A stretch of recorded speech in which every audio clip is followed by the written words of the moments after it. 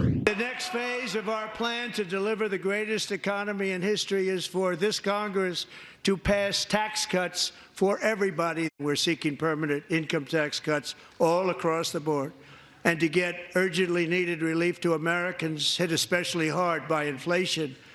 I'm calling for no tax on tips, no tax on overtime, and no tax on Social Security benefits for our great seniors.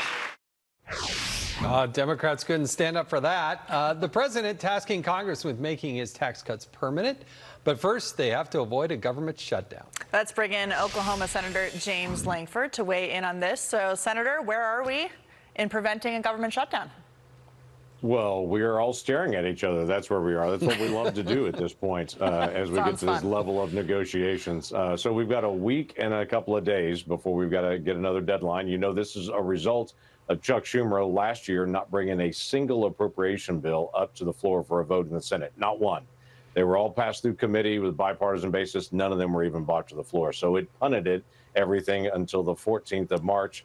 Well, welcome to the middle of March. That's happening right now. So a couple of options out there, try to be able to pull a miracle out of a hat to get 12 appropriation bills done next week. Unlikely. More likely to be able to do what they call a continuing resolution. That is basically copy last year's budget, move it over to the next year on it. It's a pretty sloppy way to be able to do it, and it's really bad for national defense, but it's better than a shutdown. That's more likely next week. House is going to bring it up in the Rules Committee on Monday and probably vote on it on Tuesday.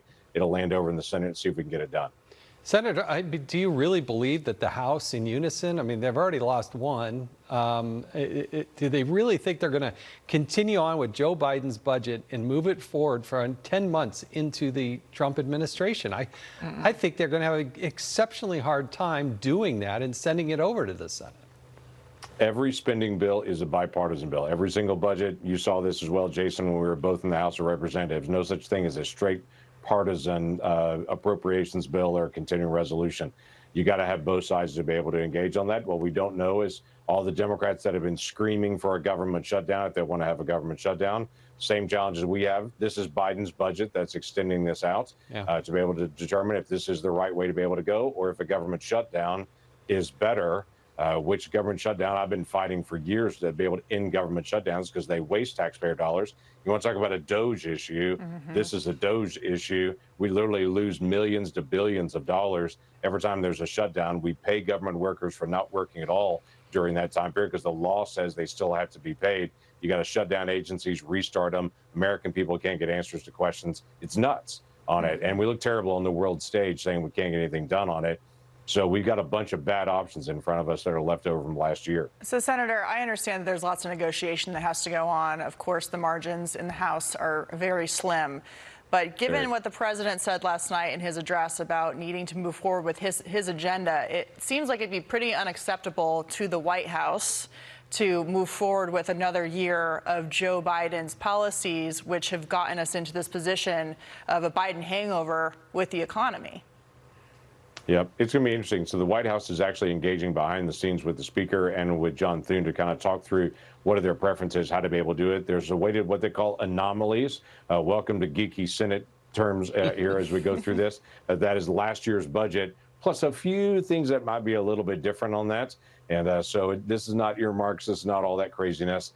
This is additional elements to say, but this is going to change, this is going to change. So it's not exactly the same on it. So that's going to be part of the fight as well behind the scenes to be able to determine if we move over just the numbers, then what actually has the anomaly that's going to actually change a little bit as well in the process. That's the White House engagement right now, as well as the Speaker and John Thune, the leader of the Senate. Senator, real quickly, zero Democrat senators voted to keep biological men, I just call them men, out of women's sports. It's just unfathomable to me that this would happen. What's your read on how in the world did they do this?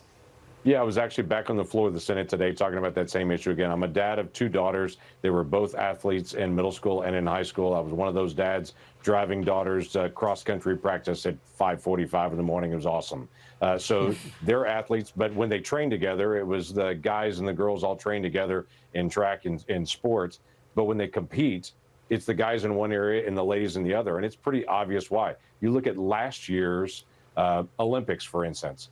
the gold medal winner for the ladies marathon, the gold medal winner, best in the world right now for gold medal. If you went over to the men's bracket for the marathon, the first 67 men that came in would have beaten the ladies gold medal winner in the marathon. Okay, it's not diminishing sports on this for men or for women. It's just when you put them together, the bone density, the muscle tone, everything's different from men or women on it. And the reason we have women's sports is to be able to protect women.